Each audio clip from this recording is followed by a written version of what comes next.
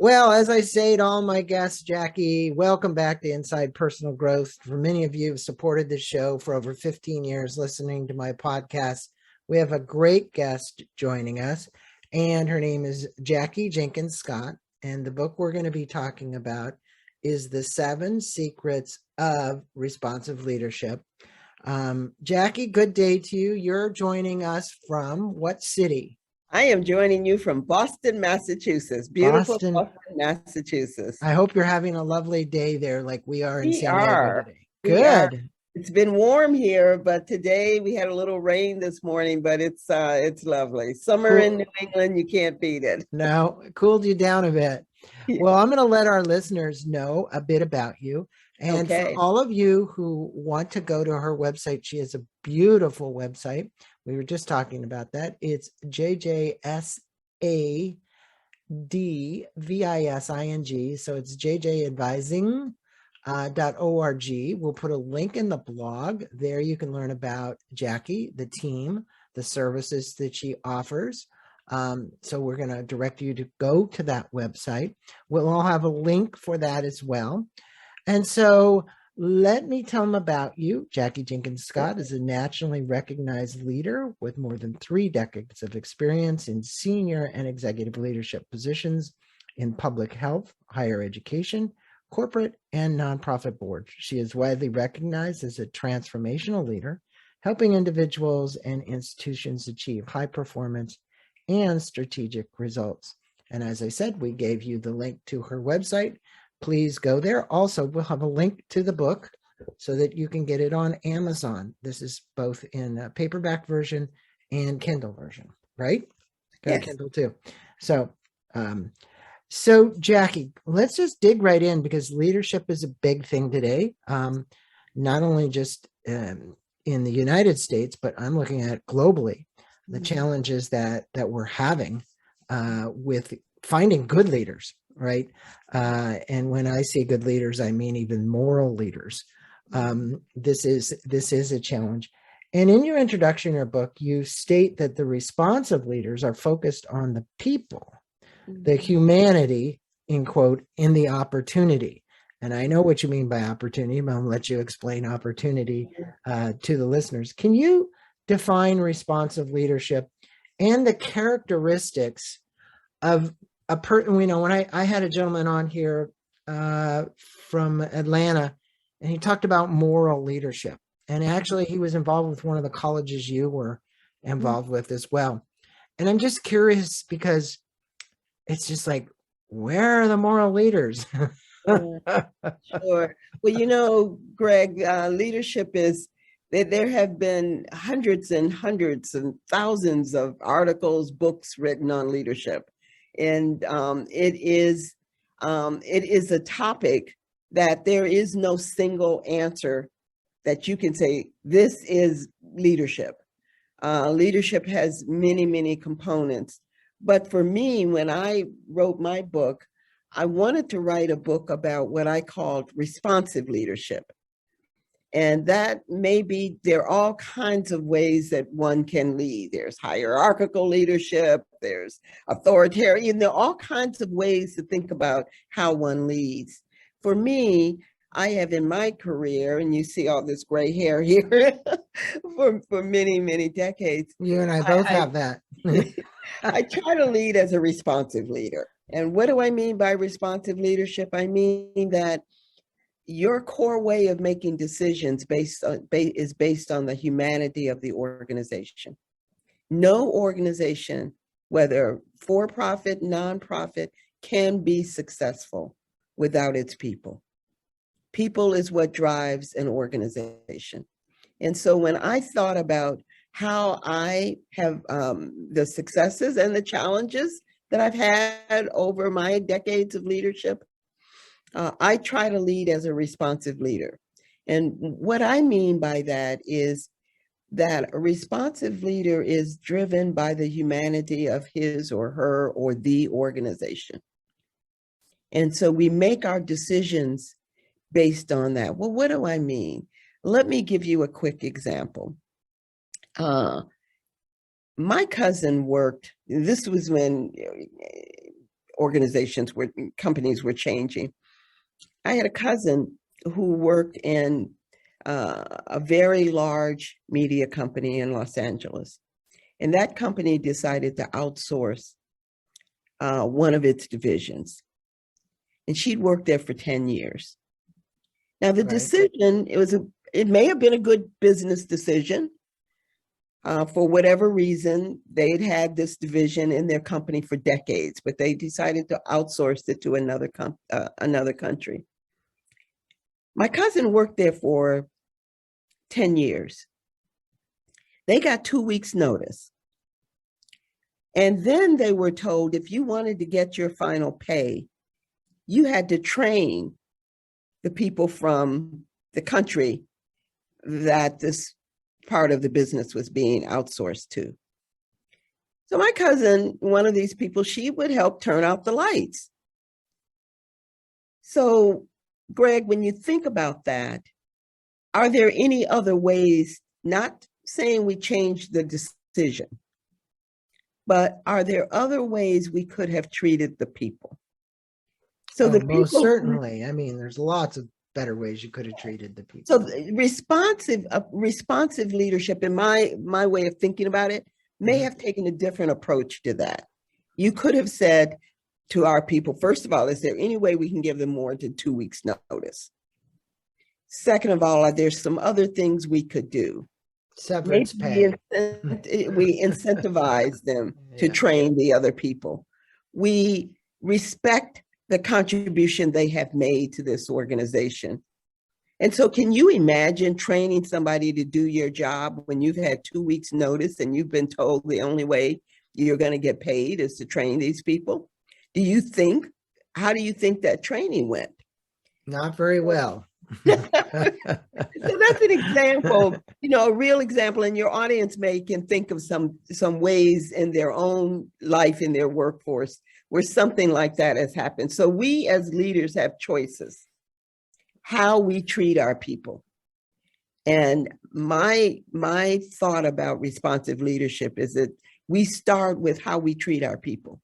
Well, your example of your cousin is a very good example. And if we wanted to list what a responsive leader would do, they would have looked at severance. They would have given people longer time. They may have given them an opportunity to move someplace else in the company. In other words, hey, not here, but a different division.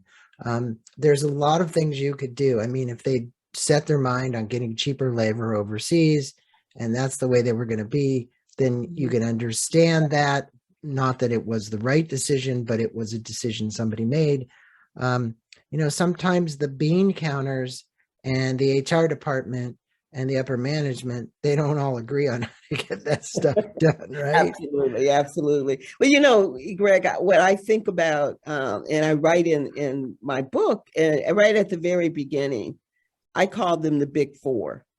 And when we started talking about leadership, for me, a responsive leader really, to the best of his or her or their ability, they try to live their leadership roles in using these four, what I call, basic core values or core principles or core ways of operating. And often when I teach a class, I put these four up on the board and we talk about them. And you could find many attributes, but here are the four that I think pretty much we can put everything under one of these four things. And the first, for me, a responsive leader has to be curious. Mm-hmm. I agree. Curious about your people. You're curious about the world around you. You're curious about your business model. You're asking questions. You want to learn. You want to understand what drives your people, what drives your organization. So this issue of curiosity, when people talk about innovation and where are the innovative companies, curiosity is a driver of innovation. So if you're curious, you're going to want to know, how can we do this better? Are there ways we can think about this? Or how's your family, Greg?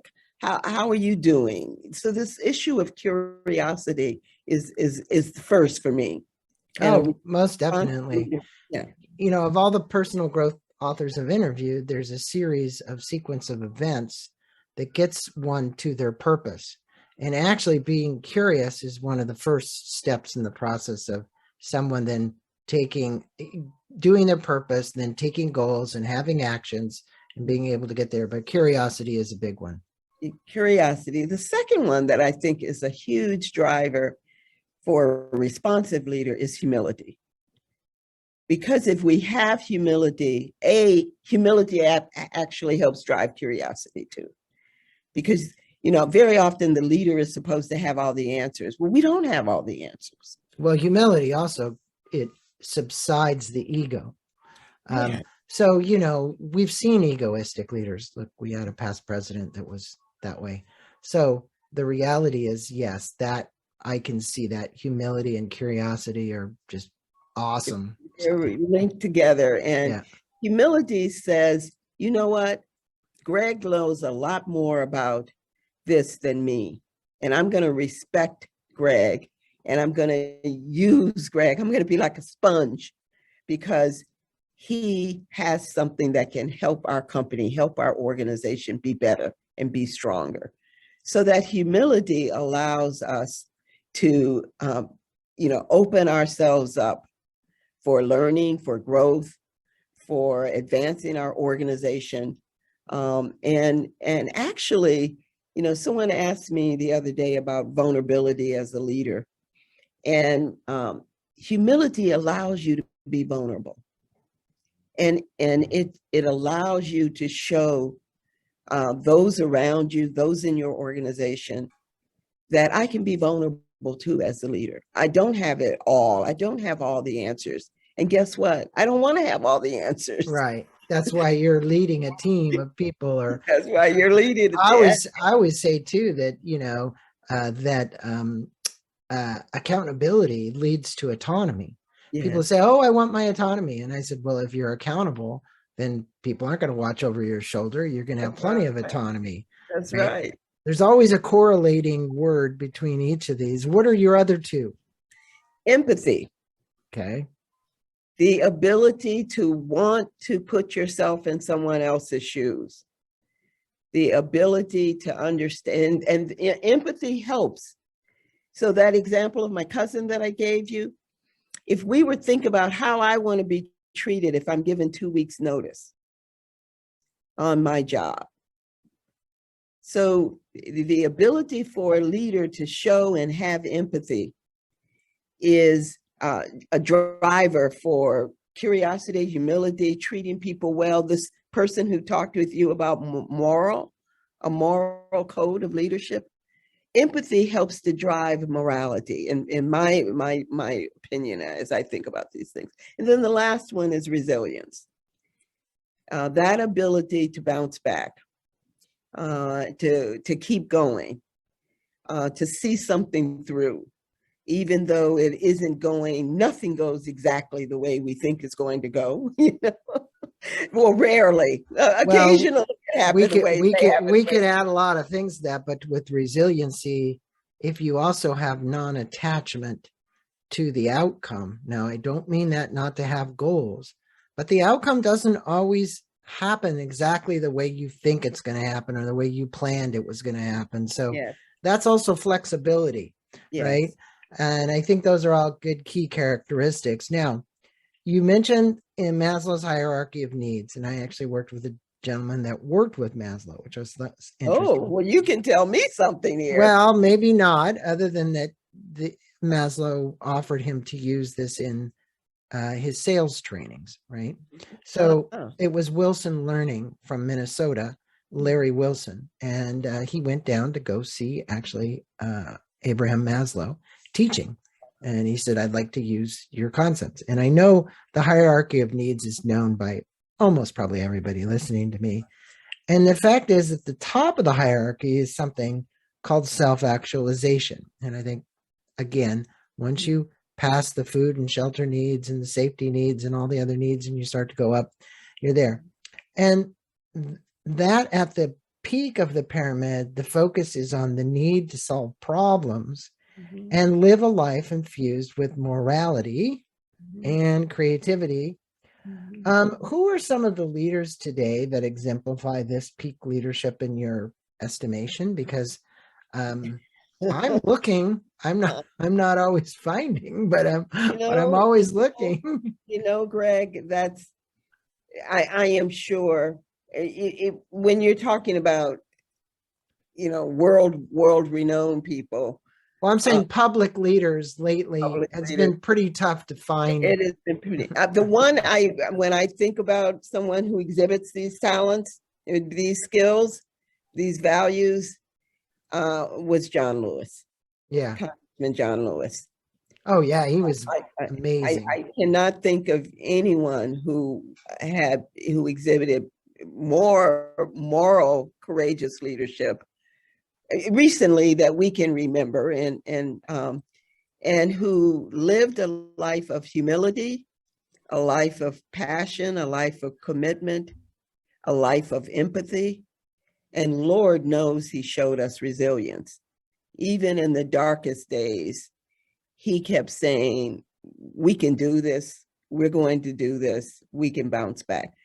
When I thought about people that our audience might remember, that is one person that I think it would be hard to not agree that he was a responsive leader and that he was a moral leader and that he exhibited these, as I call them, the big four attributes of leadership.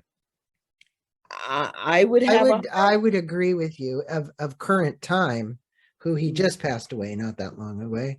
But when you look at him as a public figure, he would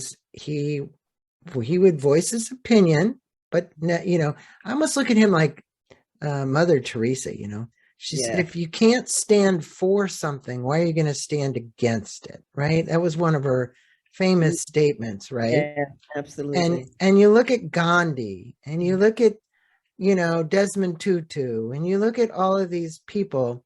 When you really look at the core, it's really morality. Mhm. And I mean, it is the strongest thing that I think a leader could have would be that morality. And for some reason, I don't know, the ego takes over when people, and it's a test of money and power. Yes. It's always a test of money and power in leadership because they have the power and they have the They money. have the money. Yeah. Absolutely. And you said the first secret in your book of these 7 secrets is take advantage of opportunity. Can you speak about this and the 4 big characteristic responsive leaders have? And also speak about the Howard Schultz Starbucks story and what drove him to build the kind of organization that he's continued to build. Now, I did step down as the CEO. Yes. He's now back in again. He's back Is in. he? Oh, I Yes, he didn't know is that. back. Yeah, he Oh, came wow. back because things weren't going the way that Oh, he wanted. So he is back in as the I CEO didn't know that. When did he step back in? about 2 months ago. Okay. Okay. So you're Well, seeing all kinds of changes. mhm. Interesting. Wow. That's I've learned something new today. That's so this business of opportunity is very, very interesting to me. And I put it as the first of the 7 secrets because very often we find ourselves in situations and it's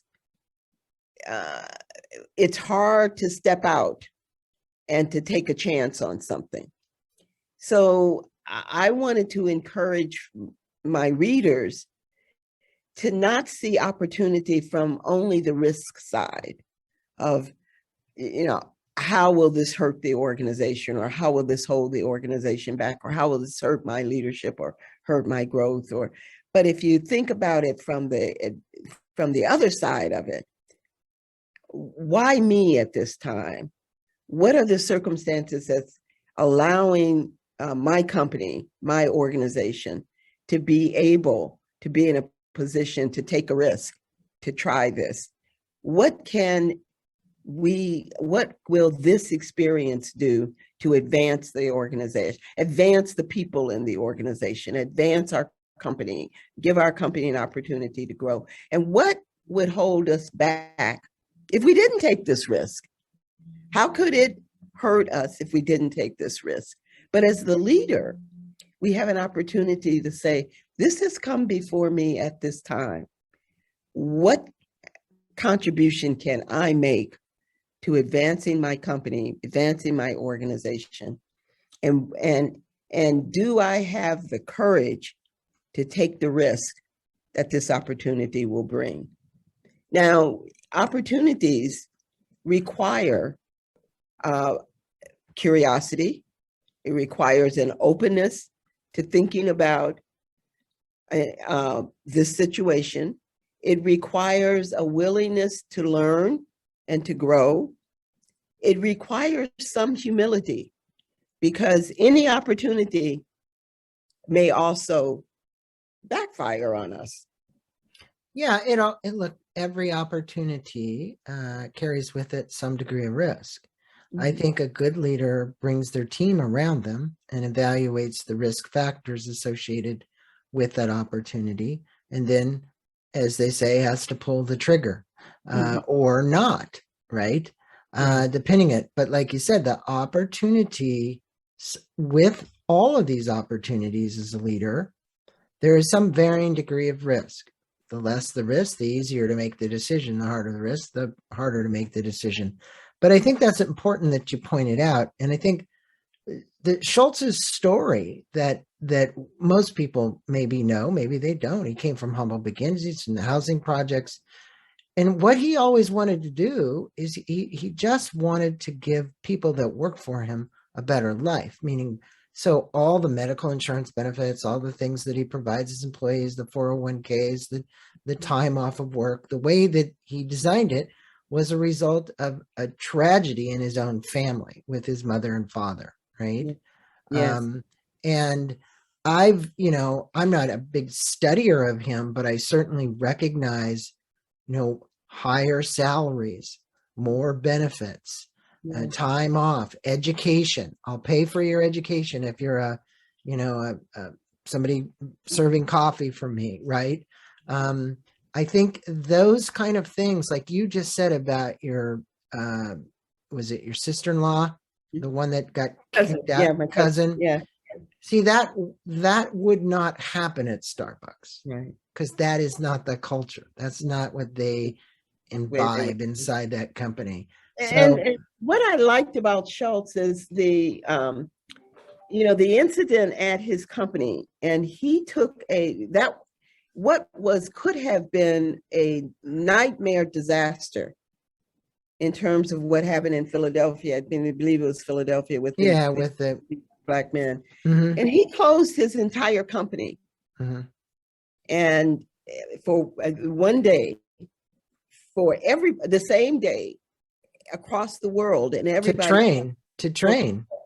Now that was both a great opportunity, and it really served. It ended taking that risk to do that, to take a moral position. You've been talking about morality, Greg. This was a moral position he took.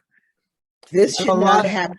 The other thing that he did there, that he recently did, that a lot of companies did, but I think actually Starbucks was one of the first, which was to close all the stores in Russia.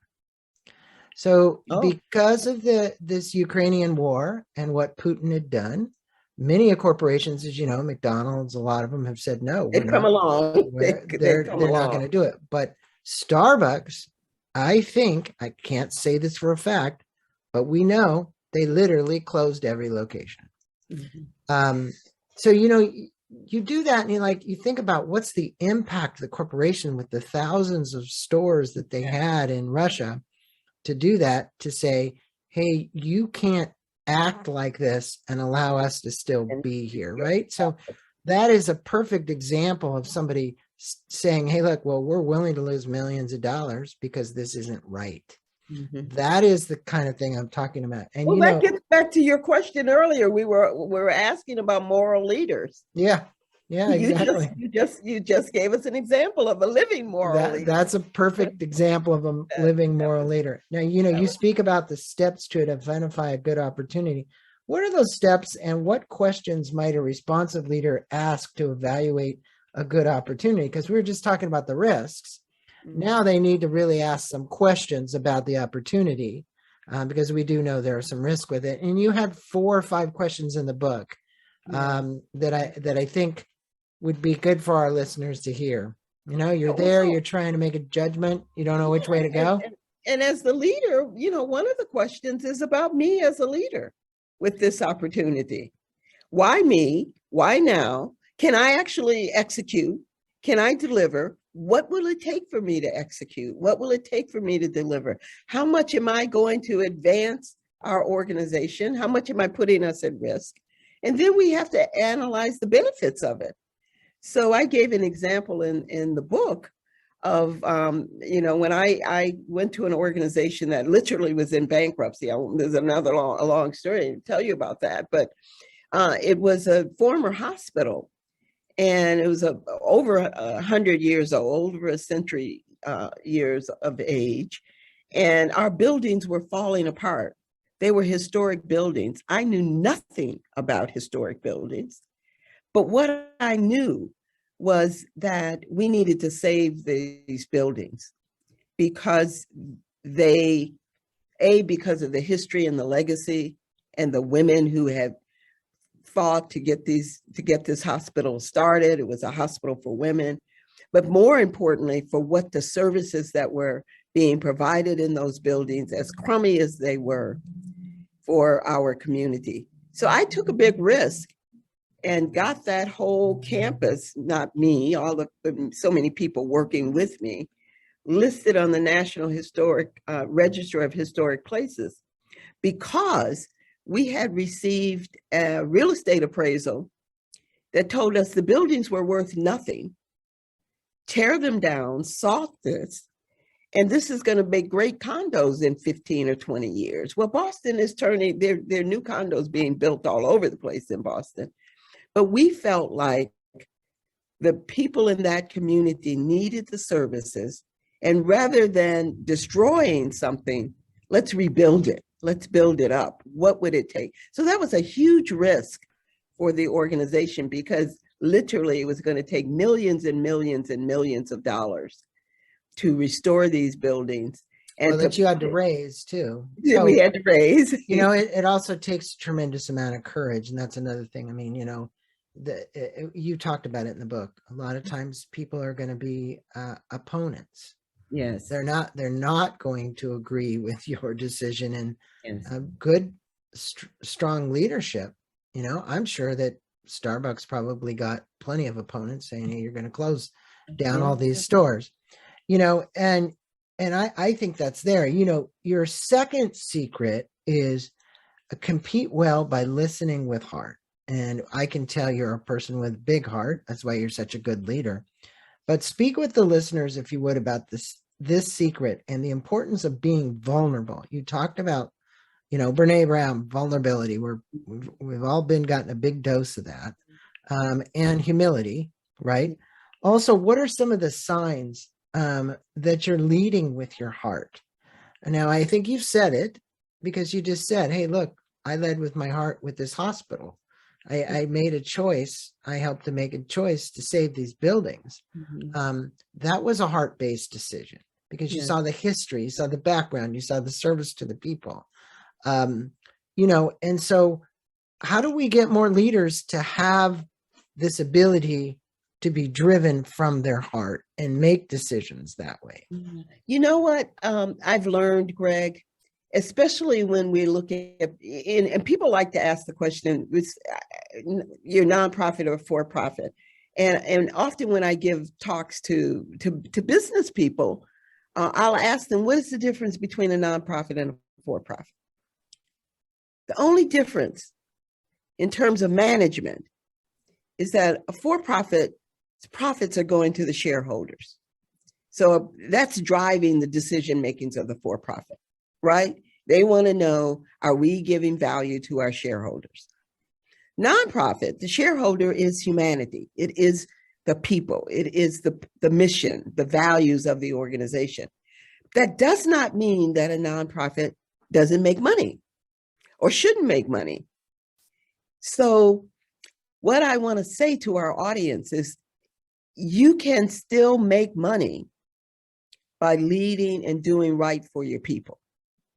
And at the end of the day, when we have a workforce that is, not everybody will be happy. I don't want to use that. I'm not an unrealistic person. We don't live in a world where happiness abounds, overflowing. But people want to feel satisfied. They want to feel respected. They want to feel valued. They want to feel heard. And when we're doing these things, leading those ways, that is leading, for me, leading with heart. If you can lead that way, that does not hold your company back from making money.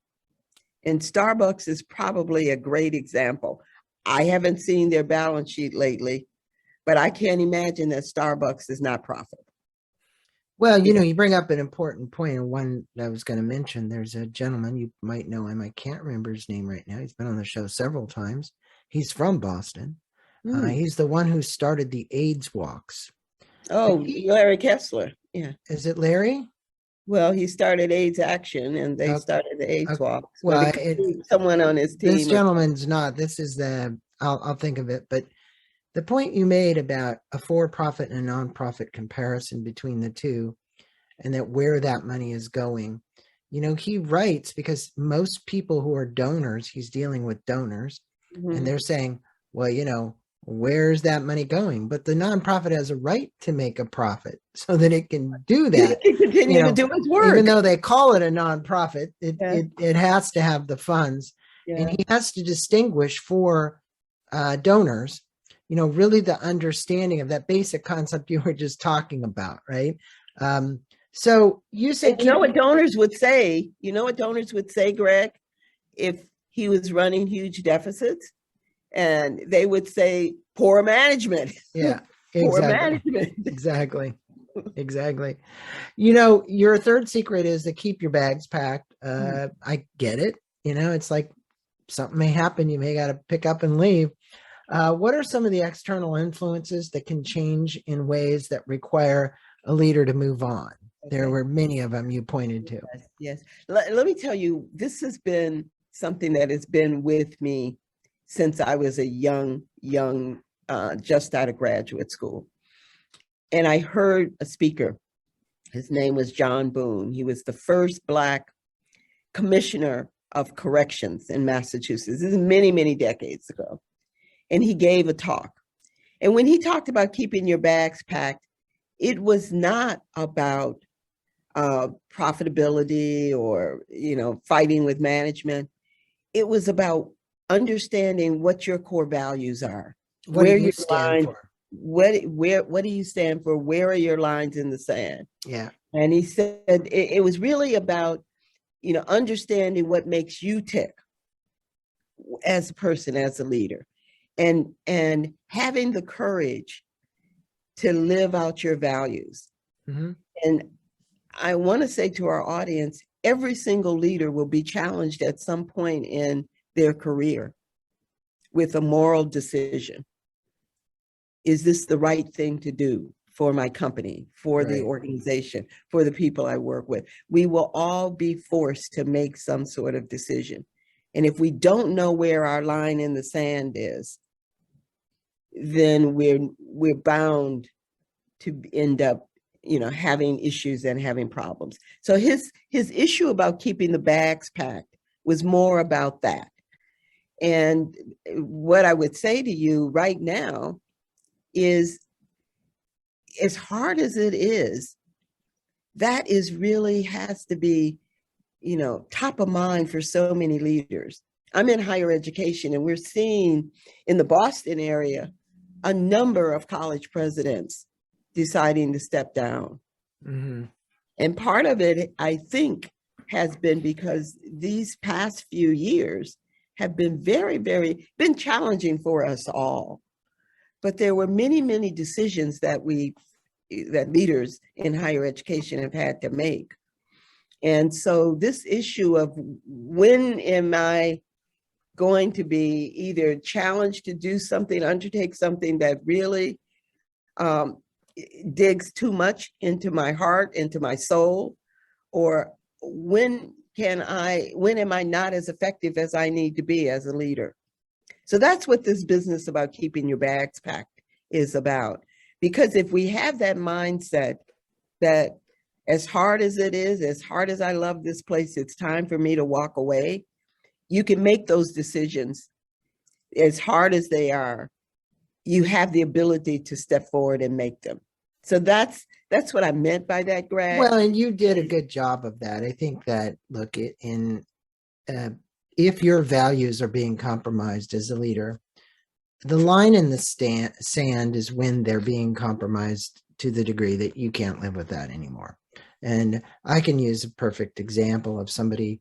I've been working on an ESOP for this company. The owner came in crying into the boardroom. It's a big company, CEO. And literally, this is a man in his 60s, doesn't show much emotion most of the time, but this time did, because one of his employees that was out in the field was managing clients in an untrustful way. So the clients didn't trust what they said they were going to do. In other words, they were upselling them. Oh, you need this, you need that, you need that. And that was not this man's morality. This was his, he built this company on trusting relationships with these customers, and he's seeing himself lose customers as a result of how some of these employees have been treating these customers unethically. Mm-hmm. And he was appalled, so much to the point that emotionally he was just distraught when he walked in the room. That's the kind of thing where you cross the line and you start thinking about, are you going to pack your bags? And he even said to me, he said, I think maybe I might want to get somebody else in here to run this thing. You know what I mean?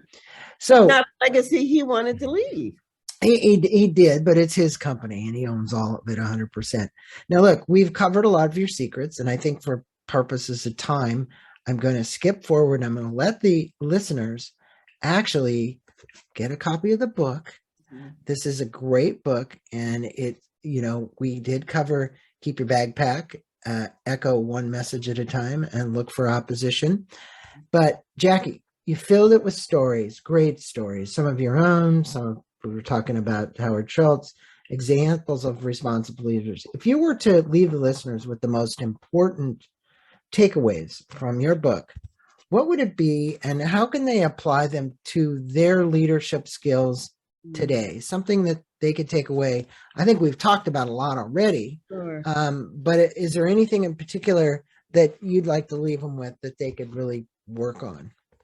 Well, I guess, Greg, what I would say is continue to be curious about yourself. What's driving you? What's driving you in your leadership role? What's driving your organization? And that curiosity is going to lead you to wanting to be better. It's going to lead you to wanting to be stronger. It's going to lead you to asking these questions that you talked about in terms of that we're all struggling with, in terms of morality, in terms of our own way of being in the world we live in. And I think if we are continuously asking ourselves these questions, I don't want us to get morbid and be ineffective, but we have to constantly question. And if we're doing that, I think it's going to make us stronger leaders. It's going to make us. I would say your curiosity is probably one of the key things. It really is. And, I don't do a podcast show because I'm the greatest podcast guest or host. You're pretty good at it. I do a podcast show because I'm curious. Mm-hmm. And if there is one, I've always been that way. My whole life, I've always asked questions and wanted to know why and how do we fix it. And, good leaders are problem solvers. It's what you do. You find a problem, you figure out a way to solve that problem with your team, with the support of them, because many of them are much smarter than you. Absolutely. And, I give credit to where the intelligence comes from. I come from a spot because doing shows on spirituality, business, personal growth, and wellness, there's a master intelligence above us if you look for it. Mm-hmm. You're getting signs and symbols all the time if you're tapped into your intuition. Yeah. So if you're curious, there's a good chance you're probably pretty intuitive as well. Yeah, you can And, feel it. and you can feel things. You can, some people feel things. Some people say they see a vision of something. Some Mhm. people sense it in a different way. We've got 4 ways in which we can sense it. But the Mhm. reality is that for me, it's a feeling. Yeah. It's a feeling about a person, a circumstance, an event, something that happened. I also believe that I see signs. In other words, a bird flies by or something else. And I know I'm a little bit off track here, but if But you're your a good, curiosity is allowing you to even look at that bird flying by, because some right, people don't see the bird flying by. well, see the bird and then think about what does that mean? Mm-hmm. Not just seeing the bird, it's actually seeing the bird and what symbol or sign was I getting? What message was I getting? Yes. Those are important to me. And people would say, well, you're half cocked. You don't make decisions that way. And I'd say, yeah, I do make a lot of decisions based on that. It's just the way it is. But this is a great book for all of you. Go pick up a copy of this book. We've been on with Jackie Jenkins-Scott. Her website, again, is jjsadvising.org, not com.org. And Jackie, thanks so much for being on Thank Inside you, Personal Glenn, for Growth and having me. It was a sharing great some of your conversation. I time. really appreciate it. I enjoyed it so much. I really did. Thanks so much to you. Have a great day.